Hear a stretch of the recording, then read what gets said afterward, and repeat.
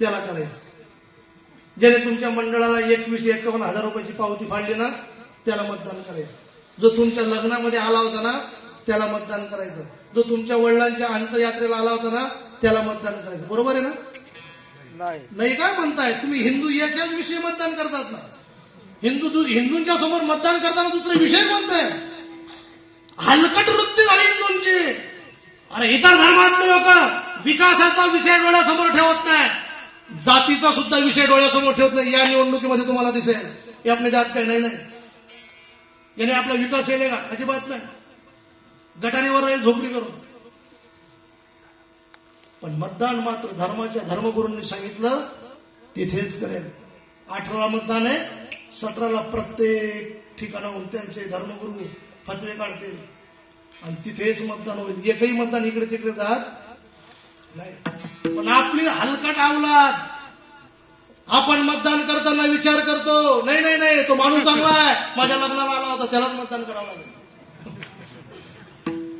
इथून सुरुवात आहे आपली. नाही नाही नाही त्याने आमच्या मंडळाला 51,000 रुपये दिले त्यालाच मतदान करावं लागेल. काय विचार करतोय? म्हणजे तो माणूस खूप चांगला आहे त्यालाच मतदान करावं लागेल. ऐका ऐका ऐका.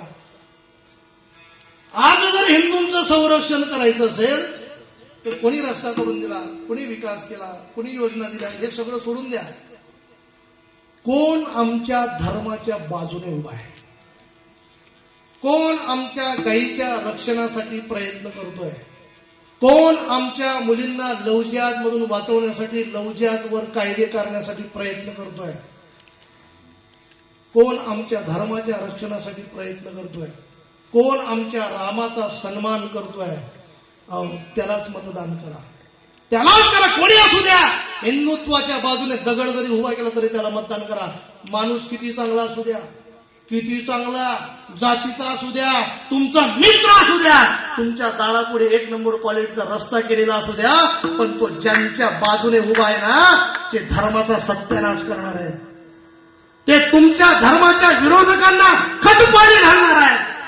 ते तुमच्या गायीच्या रक्षणासाठी कधीच बोलणारे नाहीयेत. त्यांनी तुमच्या रामाला काल्पनिक म्हटलंय, त्यांनी तुमचा राम नाकारलाय, त्यांनी तुमच्या राम मंदिराला विरोध केलाय. आणि अशांच्या बाजूने जर तुम्ही उभे राहाल तर